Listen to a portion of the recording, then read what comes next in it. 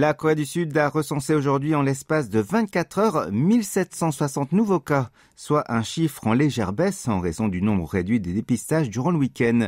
Mais le taux de recontamination a atteint 1,2 personnes, un record depuis mi-juillet, et il n'a cessé d'augmenter depuis 3 semaines consécutives. En effet, le nombre de cas supplémentaires moyens par jour s'est élevé à 2133 la semaine dernière, dépassant le seuil de 2000 pour la première fois depuis 5 semaines. Parmi ces contaminés, on retrouve en majorité des moins de 20 ans non vaccinés et des personnes âgées vaccinées, mais souffrant d'un déficit immunitaire.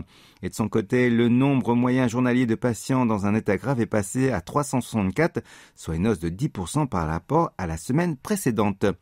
Et pour ce qui est du programme vaccinal, le nombre de primo-vaccinés atteint 80,9% de la population, dont 76,6% qui ont achevé le schéma vaccinal.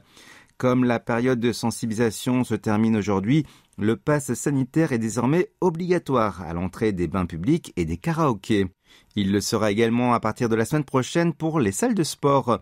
Le centre de gestion de crise a également demandé aux patrons de ces lieux, tout comme à leurs utilisateurs, de bien respecter la procédure du pass sanitaire, afin de permettre aux vaccinés de jouir d'un retour à une vie normale d'une part, et de protéger les non-vaccinés d'autre part.